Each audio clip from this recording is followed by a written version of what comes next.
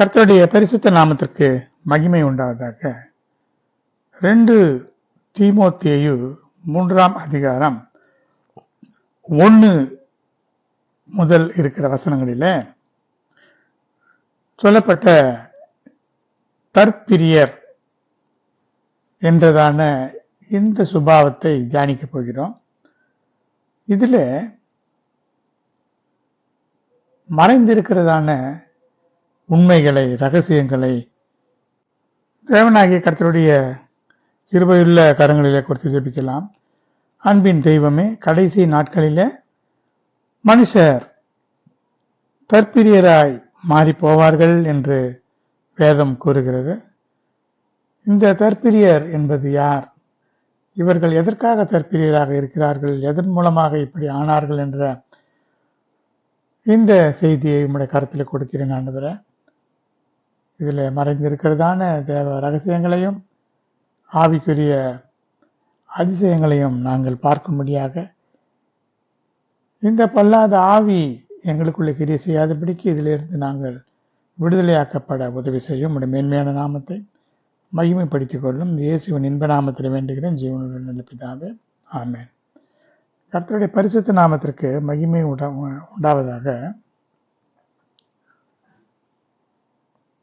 கடைசி நாட்களிலே கொடிய காலங்கள் வரும் என்று அறிவாயாக.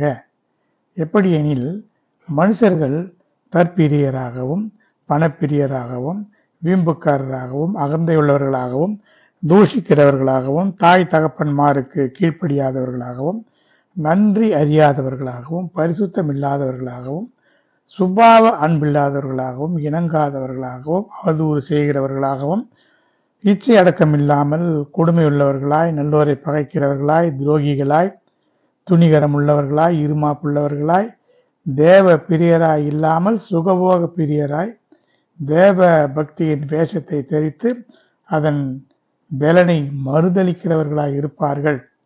இப்படிப்பட்டவர்களை விட்டு நீ விலகு என்று பரிசுத்த பவுல் சொல்லியிருக்கிறதை நாம் வேதத்திலிருந்து அறிந்து கொள்கிறோம். இதில் ஏறக்குறைய ஒரு 19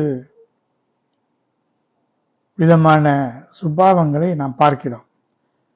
இப்பொழுது இதில் முக்கியமான முதல் சுபாவமாகிய தற்பிரியர் என்பது என்ன என்பதைத்தான் இன்றைக்கு தியானிக்கப் போகிறோம்.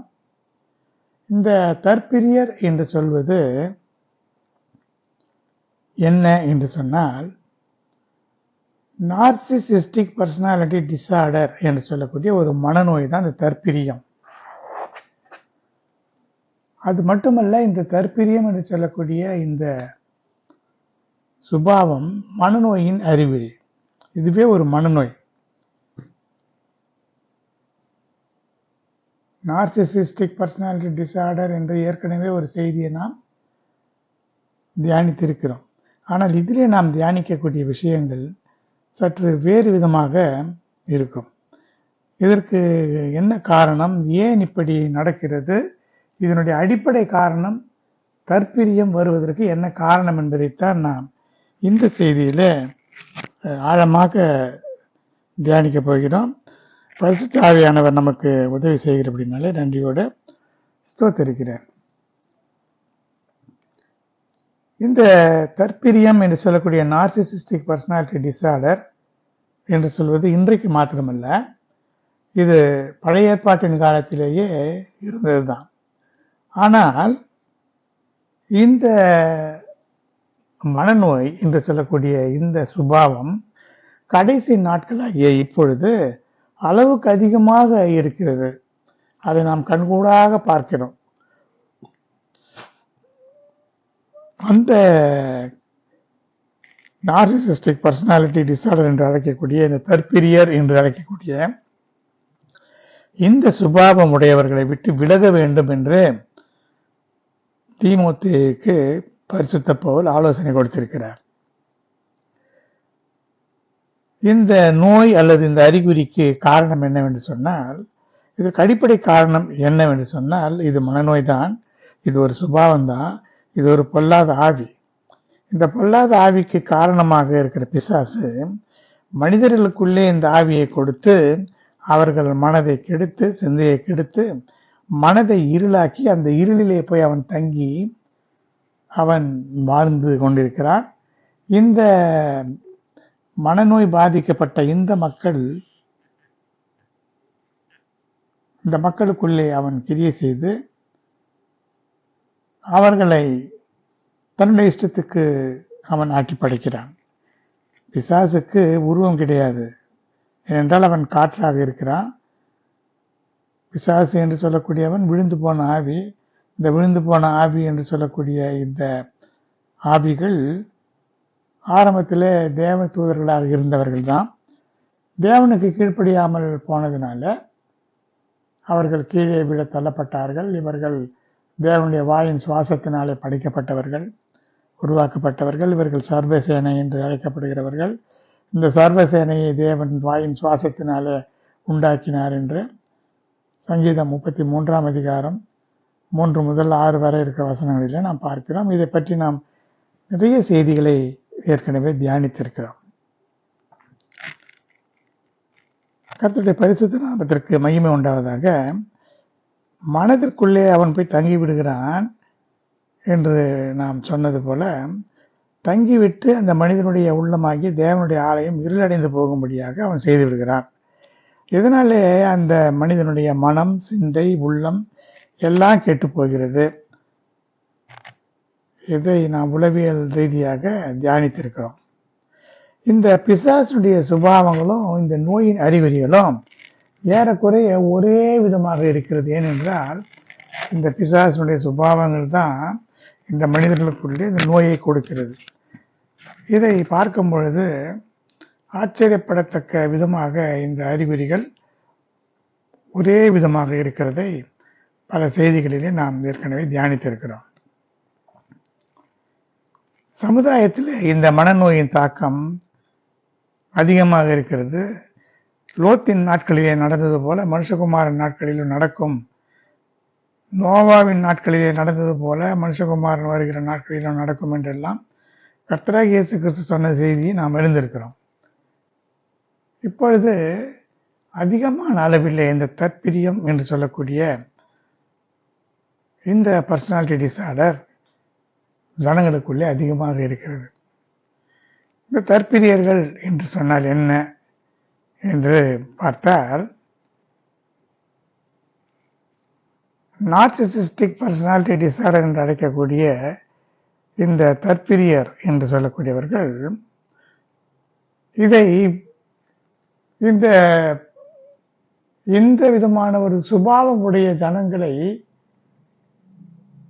பார்க்கும் பொழுது இந்த ஜனங்கள் அவர்களும் நம்மை விட்டுவிட மாட்டார்கள், நாமும் அவர்களை விட்டு வெளியே போக முடியாது. ஏனென்றால் பெரும்பாலும் இவர்கள் யாராக இருப்பார்கள்? நமக்கு நெருங்கிய நண்பர்களாக இருப்பார்கள், உறவினர்களாக இருப்பார்கள், அல்லது கணவன் மனைவி, பெற்றோராக கூட இருப்பார்கள், பிள்ளைகளாக கூட இருப்பார்கள். ஒரு பிள்ளை தற்பிரியனாக இருந்தால் அவனை விட்டு பிரிய முடியாது. தகப்பன் தற்பிரியனாக இருந்தால் அவனை விட்டு பிரிய முடியாது. மனைவி தற்பிரியலாக இருந்தால் அவளை விட்டு பிரிய முடியாது. இப்படி பிசாசு மிக அழகாக நேர்த்தியாக மிக நெருக்கமான உறவினர்களுக்குள்ளே இந்த ஆவியை புகுத்தி விடுகிறான். சரி, இந்த ஜனங்களை நாம் எப்படி அறிந்து கொள்ள முடியும் என்று பார்க்கும் பொழுது, முதலாவதாக இந்த ஆளுமை குறைபாடு உடையவர்கள் அவர்களை பற்றி அறிய மாட்டார்கள். அவர்கள் என்ன நினைப்பார்கள்? உணர மாட்டார்கள். அவர்கள் எல்லாவற்றிலும் மிகுந்த சரியான வகையில் இருக்கிறவதாக அவர்கள் நினைத்துக் கொள்வார்கள். அவரிடத்தில் எந்த குறையும் இல்லை, எல்லாவற்றிலும் நான் ரொம்ப கரெக்டாக இருக்கிறேன், பர்ஃபெக்டாக இருக்கிறேன், எனக்குள்ள எந்த ஒரு குறைபாடும் இல்லை என்று நினைப்பார்கள். காரணம், இவர்களுக்குள்ளே மனமேட்டிமையினாவே இருக்கும். தன்னை போல வேறு யாருமே கிடையாது. பரிசுத்தத்திலும் சரி, அழகிலும் சரி, அறிவிலும் சரி, ஒழுக்கத்திலும் சரி, தன்னை போல தனக்கு இணையாக யாருமே கிடையாது என்று நினைக்கக்கூடியவர்கள். அதனால இவர்களுக்கு உள்ளே இருக்கிற குறை இவர்களால் உணர முடியாது. ரோமர் 1ஆம் அதிகாரம் 21ஆம் வசனத்தில் சொல்லப்பட்டிருக்கிறது, அவர்கள் தேவனை அறிந்தும் அவரை தேவன் என்று மகிமைப்படுத்தாமலும் ஸ்தோத்தரியாமலும் இருந்து தங்கள் சிந்தனைகளினாலே வீணரானார்கள். உணர்வில்லாத அவருடைய இருதயம் இருளடைந்து போனது. அந்த உணர்வு இல்லாததுனாலே அது இருளடைந்து போனது. அதனால தான் அந்த இருளடைந்து தான் அந்த பகுதியிலே பிசாசு போய் குடிக்கொண்டிருக்கிறான். அவருடைய உள்ளத்திலே வெளிச்சம் இல்லை. நல்லது கெட்டது என்பதை அறிந்து கொள்ள மாட்டார்கள். அவர்களுக்குள்ள இன்னும் ஒரு சுபாவம் இருக்கிறது, பிக்சட் ஐடியா சிண்ட்ரோம் என்று சொல்வார்கள். அவர்கள் நினைத்தால் நினைத்தது தான், அதை மாற்றிக்கொள்ள மாட்டார்கள். அவர்களுடைய மனதில் சில குறிப்பிட்ட நபரை பற்றியோ அல்லது குறிப்பிட்ட காரியத்தை பற்றியோ அவர்கள் நினைத்ததை அதை மாற்றிக்கொள்ளவே முடியாது. அவர்கள் என்ன ஒருவரை பற்றி நினைத்திருக்கிறார்களோ அது அவ்வளவுதான். அடுத்து இவர்கள் மற்றவர்களை பற்றி அக்கறை இல்லாதவர்களாக, கரிசனை இல்லாதவர்களாக இருப்பார்கள். அதுவே ஒரு மனநோய் தான். தன்னை போல பிறரையும் நேசி என்று கர்த்தர் சொன்னார் அல்லவா? இதுல ஒரு முக்கியமான ஒரு செய்தி நான் சொல்ல விரும்புகிறேன். பிசாசனுடைய முக்கியமான சுபாவம் என்ன தெரியுமா? வேத வசனம் கூறுகிறதற்கு எதிரடையாக செய்வான். தேவன் என்ன சொன்னாரோ அதற்கு எதிரடையாக செய்வதுதான் பிசாசனுடைய சுபாவம். இப்படி நார்சிசிஸ்டிக் பர்சனாலிட்டி டிஸார்டரோடு பிசாசு எப்படி இருக்கிறான் என்று சொன்னார், பிசாசு மிகுந்த மன மேட்டிமை உடையவன். அந்த மனமேட்டிமையினாலே தான் அவன் தள்ளப்பட்டு போனான். அவன் எப்படி தள்ளப்பட்டு போனான் என்பது நாம் பல செய்திகளில் தியானித்து இருக்கிறோம். ஏசாயா 14ஆம் அதிகாரத்தில் பார்க்கும் பொழுது அவன் சொல்லுகிறான், நான் வானத்துக்கு ஏறுவேன், நட்சத்திரங்களுக்கு மேலாக என் சிங்காசனத்தை உயர்த்துவேன், உன்னதமானவருக்கு ஒப்பாவேன், வடபுறங்களில் இருக்கிற அந்த பர்வதத்துக்கு நான் போவேன். இப்படியெல்லாம் அவன் தன்னுடைய இருதயத்தில் சொன்னதுனால தான் தள்ளுண்டு போனான். இதற்கு அடிப்படையிலே பொறாமை ஒரு காரணமாக இருக்கிறது. இந்த நார்சிசிஸ்டிக் பர்சனாலிட்டி டிஸார்டர் என்று அழைக்கக்கூடிய இந்த சுபாவத்தில் பிசாசனுடைய பல சுபாவங்கள் இந்த மனநோய்க்குள்ளே இருக்கிறது. அதனால தான் இதெல்லாம் நான் கூற வேண்டியதாக இருக்கிறது. ஏன் இவனுக்கு பொறாமை வந்தது? இவனுக்கென்று ஒரு ஸ்தானம் இருந்தது. அந்த இடத்தை விட்டு, அந்த சிங்காசனத்தை விட்டு, நான் நட்சத்திரங்களுக்கு மேலாக என் சிங்காசனத்தை உயர்த்துவேன் என்று சொல்லி இவன் நினைத்தான். இது தன் ஸ்தானத்தை விட்டு அலைகின்றதான ஒரு பொறாமையின் ஆவி. மனுஷனுக்காக ஏற்படுத்தியிருந்ததான வடபுறத்தில் இருக்கிற சீவன் பர்வதத்தில் அந்த நட்சத்திரங்கள் என்று சொன்னால் நட்சத்திரங்களைப் போல சுடர் விட்டு பிரகாசிக்கிறதான தேவ ஊழியர்கள். 1,44,000 பேர் தேவனுடைய ஊழியர்களாக இருக்கிறவர்கள். சிங்காசனம் அவர்களுக்கு அந்த சீயோன் பர்வதத்தில் இருக்கிறது. தேவன் இவர்களுக்காக ஏற்படுத்தி வைத்திருந்ததான அந்த இடத்தை போய் பார்த்துவிட்டு தான் அதை அடைய வேண்டும் என்று நினைத்தான். இது பொறாமை. அந்த பொறாமையினாலே இவன் கீழே தள்ளப்பட்டதினால நமக்கு கிடைக்காத இந்த ஸ்தானம் மனிதர்களுக்கு கிடைக்கக்கூடாது என்பதற்காக இவனுக்கு நரகம் ஆயத்தப்படுத்தப்பட்டு இருக்கிறது என்பதை அறிந்து கொண்ட அவன் அந்த நரகத்தில் போகக்கூடிய ஆட்களை இவன் தனக்கென்று ஒரு கூட்டத்தை ஏற்படுத்திக் கொள்ள வேண்டும் என்றுதான் மனிதர்களை தெரிந்து கொண்டு அவர்களை எல்லாம் நரகத்துக்கு பாத்திரர்களாக பாவம் செய்யும்படியாக பல விதத்தில் கெடுத்துக் கொண்டிருக்கிறான். இவன் மாத்திரமல்ல, இவனோடு விழுந்ததான பலவிதமான கோடிக்கணக்கான தூதர்கள், அந்த ஆவிகளும் இப்படி மனித குலத்துக்கு விரோதமாக கிரியை செய்கிறது. இப்படி இவர்கள் மிகுந்த சுயநலக்காரர்களாக இருப்பார்கள். தன்னைத்தானே போற்றிக் கொள்ளக்கூடியவர்கள், தன்னைத்தானே நேசித்தல் என்று சொல்லப்பட்டிருக்கிறது. ஏன் இவர்களுக்கு இந்த பிசாசுக்கு இந்த ஆவி வந்தது என்று சொன்னா, தேவன் என்ன சொன்னார்? உன்னை போல பிறனையும் நேசி என்று சொன்னார். ஆனால் இவன் என்ன சொல்கிறான்? பிறனை நேசிக்க மாட்டேன், என்னைத்தான் நான் நேசிப்பேன். இதுதான் பிசாசு தேவனுக்கு விரோதமாக செய்கிற காரியம். இந்த ஆவி யாரிடத்துல இருக்கிறதோ அவர்கள் மற்றவர்கள் நேசிக்க மாட்டார்கள். ஒரு அடிப்படை பண்பு என்ன தெரியுமா? மற்றவர்களை நேசிக்க வேண்டும், கரிசனை உடையவர்களாக இருக்க வேண்டும். ஒரு சாதாரணமான மனிதர்கள், மனநோய் அல்லாத ஒரு நல்ல மனிதர்கள் அன்புள்ளவர்களாக இருப்பார்கள். ஆனால் இவர்களை பார்க்கும்போது இவர்களுக்கு சுபாவ அன்பே இருக்காது. மனிதர்கள் மற்றவர்களை நேசிக்கிறது ஒரு பகுதியாக இருந்தாலும், தன்னை தானே நேசிக்கிறவர்கள் மற்றவர்களையும் அப்படி நேசிக்க வேண்டும் என்று தேவன் சொல்லியிருக்கிறார். இவர்கள் என்ன சொல்கிறார்கள்? தன்னைத்தான் நேசிப்பார்களே தவிர மற்றவர்களை நேசிக்க மாட்டார்கள்.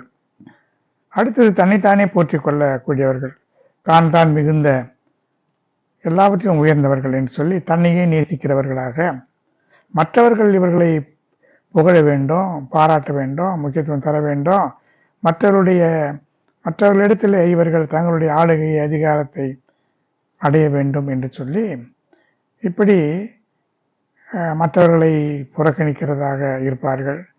மற்றவர்கள் இவர்களை எதுவும் சொல்வதை விரும்ப மாட்டார்கள். அது மட்டுமல்ல, இவர்களிடத்தில் ஒரு ஆதரவற்ற உணர்வு இருக்கிறது என்பது இந்த நார்சிசிஸ்டிக் பர்சனாலிட்டி டிசார்டரை பற்றி சொல்லப்பட்டிருக்கிறதான விஷயம். இது பிசாசுக்கே இருக்கும். எப்படி என்றால், அவன் ஒரு ராஜாவை போல, ஒரு பிரபுவை போல உட்கார்ந்து கொண்டிருந்த அவன் அங்கே இருந்து தள்ளப்பட்டு விட்டான் அல்லவா? அதனாலே அவனுக்கு ஒரு ஆதரவில்லாத அவன் சுற்றி திரிந்து கொண்டிருக்கிறான் காற்றாக. யாரை கெடுக்கலாமோ, யாரை விழுங்கலாமோ என்று அவன் சுற்றி திரிந்து கொண்டிருக்கிறான். அதனால ஒரு ஆதரவற்ற ஒரு நிலை அவனுக்கு இருக்கிறது. அதனால தான் இவர்களுக்கும், இந்த நோய் பாதிக்கப்பட்டவர்களும் ஒரு ஆதரவற்ற ஒரு இன்செக்யூர் ஃபீலிங் இவர்களுக்கு இருக்கும். அடுத்து உணர்ச்சி பூர்வமாக, உணர்ச்சி பிழம்பாக இவர்கள் இருப்பார்கள். தன்னைத்தானே விரும்புகிறவர்களாக, தன்னையே பூஜிக்கிறவர்களாக, பொறாமை உடையவர்களாக இருப்பார் என்று இன்னும் பல காரியங்களை பற்றியவர்களை பற்றி சொல்லலாம். இதற்கு காரணம் என்னவென்று சொன்னால், இந்த சுற்றுச்சூழல், சமூக மரபியல், பாரம்பரியம், ஆளுமை கோளாறு உள்ள குடும்ப வரலாறு இதெல்லாம் சொல்லப்பட்டிருக்கிறது. இதற்கு அடிப்படை காரணம் என்னவென்று சொன்னால், ஒரு நார்சிசிஸ்டிக் பர்சனாலிட்டி டிசார்டர் இருக்கிறது என்று சொன்னால், நிச்சயமாக அவருடைய பெற்றோர்கள் யாராவது ஒருவர், தகப்பனோ தாயோ தற்பிரியராக இருப்பார்கள், அல்லது அவர்களுடைய மூதாதையர்கள், முன்னோர்களிலே யாராவது ஒருவர் இருப்பார்கள். இந்த தற்பிரியம் மாத்திரமல்ல, பயம், பொறாமை போன்ற பல சுபாவங்கள், மரபு வழியாக வரக்கூடிய சுபாவங்கள் நிறைய உண்டு. குறிப்பாக ஒரு காரியத்தை சொல்லலாம். அது ஆபிரகாம், ஈசாக்கு இவர்கள் இருவரை பார்க்கும் பொழுது, ஆபிரகாம் என்ன சொன்னார்? தன்னுடைய மனைவியை இவள் என் சகோதரி என்று சொன்னார். ஈசாக்கும் அப்படியே ரெபேக்காலை மனைவி அல்ல, இவள் என் சகோதரி என்று சொல்லிவிட்டார். இதற்கு அடிப்படை காரணம் ஒரு பயம். அந்த இடத்துல இருக்கிற ஜனங்களை பார்த்து பயந்து போனார்கள். அந்த காலத்தில் பெண்களுக்கு ஒரு பாதுகாப்பு என்று இல்லாத ஒரு சூழ்நிலை இருந்திருக்கலாம். அதனாலே ஆபிரகாம் சொன்னார், என்னை கொன்று போட்டு விடுவார்கள், அதனால சகோதரி என்று சொல்லுகிறார். இது பல காரணங்கள், பல காரியங்கள் உண்டு. வேதத்தில் இப்படி பல செய்திகளை நாம் சொல்லலாம். இருந்தாலும் நாம் மிக சுருக்கமாக இந்த செய்தியை தியானிக்க வேண்டும் என்று நினைத்து கொண்டிருக்கிறதுனால இது போதும் என்று நான் நினைக்கிறேன். கர்த்தருடைய பரிசுத்த நாமத்திற்கு மகிமை உண்டாவதாக. இப்படி இவர்கள் ஒரு சுப்பீரியாரிட்டி காம்ப்ளெக்ஸ் உடையவர்கள், தான் தான் பெரியவர்கள் என்று நினைக்கிறவர்கள். இதைத்தான் ஏசாயா 14 அதிகாரம் 12, 13, 14 ஆகிய வசனங்களில் நாம் பார்க்கிறோம். அடுத்தது, இவர்கள் செல்ஃப் சென்டர்டு என்று சொல்லக்கூடிய மற்றவர்களை காட்டிலும் தன்னை சுற்றியே அவர்கள் வாழ்வார்கள். தனக்கு எல்லாம் வேண்டும், எல்லாமே தனக்கு தான் வேண்டும் என்று நினைக்கக்கூடியவர்கள். இது பிசாசனுடைய ஆவி. யாருக்கோ ஏற்படுத்தி வைத்திருந்தான சீயோன் பர்வதத்தில் இவனுடைய வேலை இங்கே இருந்து தேவனை மகிமைப்படுத்த வேண்டும், துதிக்க வேண்டும் இவருடைய கூட்டம். அதை விட்டு தேவனுக்கு ஊழியம் செய்கிறவர்களுக்கு என்று இருக்கிறதான இடத்தை இவன் அடைய வேண்டும் என்று நினைக்கிறான். இது என்ன காரியம் என்று சொன்னால், இந்த ஆவி உடையவர்கள் அல்லது பிசாசின் ஆவி உடையவர்கள் என்ன செய்வார்கள்? தனக்கு உரியதை விட்டு விடுவார்கள். வேறு யாருக்கு என்னெல்லாம் இருக்கிறது சுற்றி கொண்டே இருப்பார்கள். இது இன்னும் ஒரு செய்தி உண்டு. கால்களை அடக்க முடியாமல் அலைகிற ஆவியும் பிசாசு கொண்டு. யோபில பார்க்கும் பொழுது கர்த்தர் கேட்கிறார், நீ எங்கேருந்து வருகிறாய் என்று சொன்னால், நான் பூமி எங்கும் சுற்றி திரிந்து வருகிறேன் என்று சாத்தான் சொன்னதாக சொல்லுகிறார். இவர்கள் இப்படிப்பட்டவர்களும் ஒரு இடத்துல தங்க மாட்டார்கள், சுற்றி திரிந்து கொண்டே இருப்பார்கள். யாருக்கு என்ன நடக்கிறது, அவர்கள் எப்படி முன்னேறுகிறார்கள், அவர்களுக்கு என்ன கிடைக்கிறது, அவர்களுக்கு என்ன வந்தது. இவர்கள் தன்னுடைய ஸ்தானத்தை விட்டு மற்றவர்களுடைய ஸ்தானத்திற்காக அலையக்கூடியவர்கள். இதனால இவர்களுக்கு வாழ்க்கையில முன்னேற்றம் என்பது இருக்காது. தேவையில்லாத மன உளைச்சல் இவர்களுக்குள்ள இருக்கும். எப்படியாவது முன்னேற வேண்டும் என்று சொல்லி இங்கும் அங்கும் அலைந்து கொண்டிருப்பார்கள். ஒரு வேலையில கூட ஒரு வேலையில இருக்க மாட்டார்கள், ஒரு இடத்துல வேலை செய்ய மாட்டார்கள். இதை காட்டிலும் அது பெரிதாக இருக்கும், அதை காட்டிலும் இதுல போனால் நிறைய சம்பளம் வரும், அல்லது இதை காட்டிலும் அதிலே போனால் பெரிய ஸ்தானம் உண்டாகும். இப்படி இது ஒரு விதமான ஒரு குழப்பத்தின் ஆவி உடையதாக இது இருக்கும். அடுத்தது இந்த பிசாசனுடைய இன்னொரு ஆவி மனுஷ கொலைபாதக ஆவி உடையது. இந்த நார்சிசிஸ்டிக் பர்சனாலிட்டி டிசார்டர் உடையவர்கள் மிகுந்த பொறாமை உடையவர்களாக இருக்கிறது மாத்திரமல்ல, இது சில நேரத்தில் மற்றவர்களை கொலை செய்யக்கூடிய அளவுக்கு பொறாமை உடையவர்களாக இருப்பார்கள் என்று உளவியல் நூல் இவர்களை பற்றிய ஒரு செய்தியாக சொல்லப்பட்டிருக்கிறது. இது பிசாசுடைய சுபாவம் தான். ஏனென்றால் யோவான் 8:44 அவன் ஆதி முதற்கொண்டு மனுஷ கொலைபாதகனாக இருக்கிறான் என்று கர்த்தராகிய இயேசு கிறிஸ்து பிசாசை பற்றி சொல்லியிருக்கிறதான செய்தியை பார்க்கிறோம். பொய்யனும் பொய்க்கு பிதாவுமாக அவன் இருக்கிறான் என்று சொல்லுவது பற்றி பார்க்கும் பொழுது, இந்த சுபாவம் உடையவர்கள் கூட அதிகமான பொய் பேசுகிறவர்களாக இருப்பார்கள். தன்னை வியந்து தன்னை பற்றி பெருமையாக பேசுவார்கள். நான் அப்படி இப்படி என்று சொல்லி பெருமையாக பேசும்போது அதில் பொய்யும் புரட்டுமாகத்தான் வரும். இப்படி இந்த பிசாசனுடைய ஆவி இவர்களுக்குள்ளே கிரியை செய்யும். அடுத்ததாக பேர் உண்டாகப்படக்கூடிய ஆவி இந்த நார்சிசிஸ்டிக் பர்சனாலிட்டி டிசார்டர் உடையவர்களுக்கு இருக்கும். அதாவது பாபேல் கோபுரம் கட்டும்போது சொன்னார்கள் அல்லவா, நமக்கு பேர் உண்டாக பண்ணுவோம் என்று சொல்லி. அப்படிப்பட்ட ஆவி இவர்களுக்கு என்ன செய்வார்கள், ஏதாவது ஒரு காரியம் செய்யும் போது மற்றவர்கள் எல்லாம் இவர்களை பார்க்க வேண்டும், மற்றவர்கள் இவர்களை புகழ வேண்டும் என்று சொல்வதற்காக ஒரு வித்தியாசமான உடை அணிந்து, ஒரு வித்தியாசமான பேச்சு, வித்தியாசமான நடை, அல்லது இவர்களுடைய பேர் புகழ் பெற வேண்டும் என்பதற்காக ஏதாவது ஒரு ஐடென்டிஃபிகேஷன் இவர்கள் வைத்துக் கொள்வார்கள்.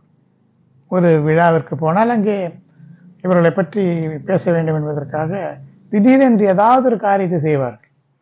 இதெல்லாம் இந்த பேர் உண்டாக பண்ணுகிற பிசாசுடைய ஆவியை உடையதாக இருக்கிறது. அது மட்டுமல்ல, இன்னும் ஒரு செய்தியும் இவர்களை பற்றி சொல்லலாம். அதாவது இந்த நார்சிசிஸ்டிக் பர்சனாலிட்டி டிசார்டர் உடையவர்கள் முழுக்க முழுக்க பிசாசினுடைய மொத்த சுபாவங்களுக்கும் சொந்தக்காரர்கள் என்று தான் சொல்ல வேண்டும். ஏனென்றால் இந்த நார்சிசிஸ்டிக் பர்சனாலிட்டி டிசார்டரை நாம் தியானித்து அதை பற்றி பல ஆழமான செய்திகளை நாம் பார்க்கும் பொழுது, இந்த கொலைபாதக ஆவி பார்வோனிடத்தில் கிரியை செய்தது. பார்வோனிடத்தில் என்ன செய்தான், பார்வோன் ஆண் பிள்ளைகளெல்லாம் கொலை செய்தான், நதியிலே போட்டு விட முடியாத செய்தான். காரணம் ஒரு பொறாமை அவனுக்கு. என்னன்னா,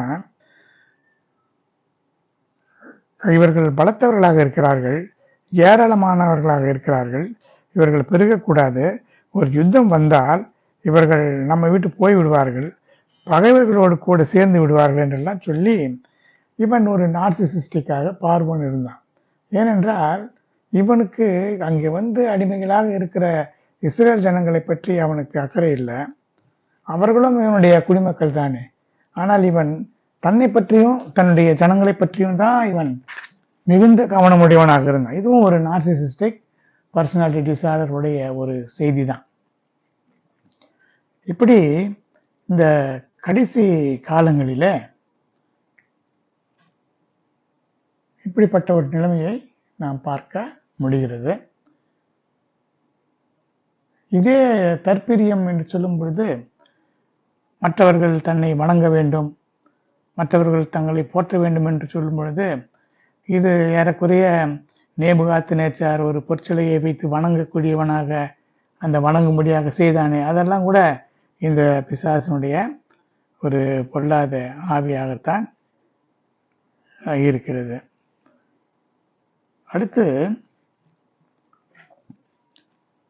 இதற்கு காரணம் என்னவென்பதை பற்றி பார்க்கும் பொழுது, கடைசி நாட்களிலே சுயநலவாதிகள் என்று சொல்லக்கூடிய இந்த நார்சிசிஸ்டிக் பர்சனாலிட்டி டிஸார்டர் உடைய ஜனங்கள் அதிகமாக இருப்பார்கள் என்று நமக்கு சொல்லப்பட்டிருக்கிறது. இன்றைய சமுதாயத்தில் குடும்பங்களில் பார்க்கும் பொழுது இந்த தற்பிரியர் அதிகமாக இருக்கிறார்கள். இதை நாம் எப்படி அறிந்து கொள்ளலாம் என்று சொன்னால், இந்த கடைசி நாட்களில் ஒரு குடும்பம் என்று சொன்னால் எடுத்துக்கொண்டா அதில் ஒரு கணவன் மனைவி பிள்ளைகள் இருக்கிறார்கள் என்று வைத்துக் கொள்ளுங்களேன். இந்த கணவன் ஒரு தற்பிரியனாக இருந்தால் தன்னை பற்றி மட்டும்தான் யோசிப்பான். தன்னுடைய மனைவி பிள்ளைகளை பற்றி யோசிக்கவே மாட்டான்.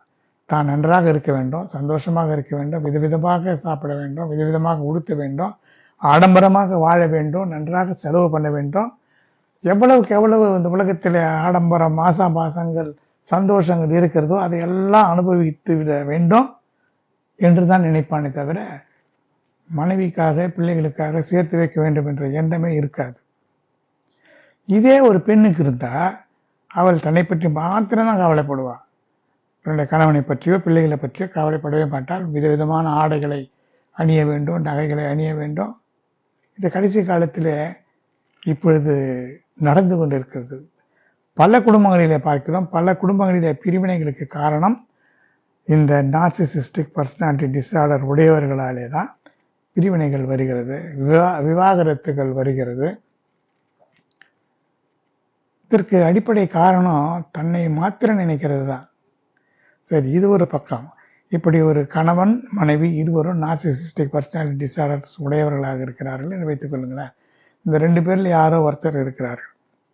அல்லது பிள்ளைகள் நார்சிசிஸ்டிக் பர்சனாலிட்டி டிஸார்டர் உடையவர்களாக இருந்தால் தகப்பன் தாயை பற்றி கவலைப்படவே மாட்டார்கள். தன்னை பற்றி மாத்திரம்தான் கவலைப்படுவார்கள். ஒரு பையன் ஒரு இருக்கிறான் என்று சொன்னால் தன்னுடைய சகோதரியையோ அல்லது இன்னொரு சகோதரனையோ நினைக்கவே மாட்டான். அவன் வரைக்கும் சந்தோஷமாக இருக்க வேண்டும், மற்றவர்களை பற்றி கவலைப்பட மாட்டான். அப்படி இருந்தால் எதிர்காலம் எப்படி இருக்கும், சமுதாயம் எப்படி இருக்கும், குடும்பம் எப்படி இருக்கும், சிந்தித்து பாருங்க. கண்கூடாக பலரை பார்க்கிறோம். பல குடும்பங்களை இன்றைக்கு நாம் சந்திக்கிறோம். இது வேதனைக்குரிய ஒரு விஷயம்.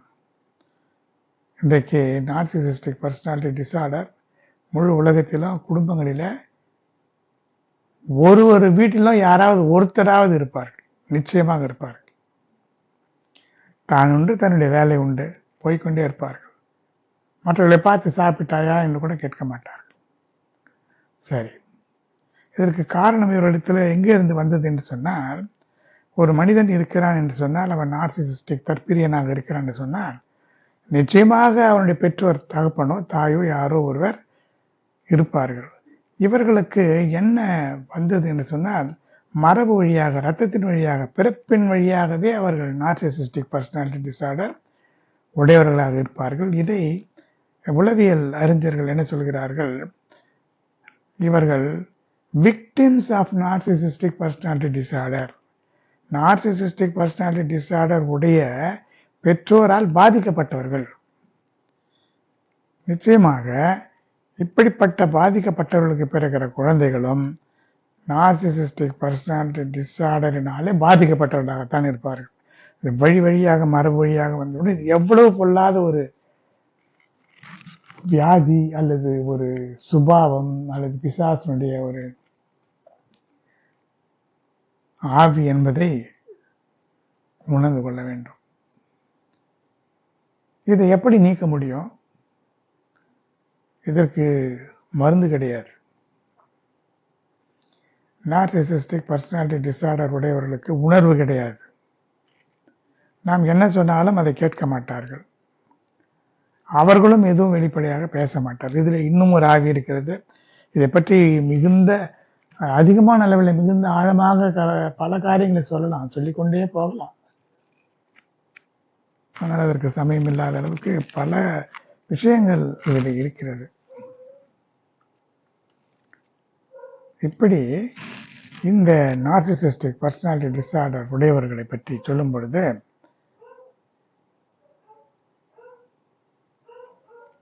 இவர்களுக்குள்ளே பலவிதமான சுபாவங்கள் வந்து சேர்ந்து கொண்டே இருக்கிறது.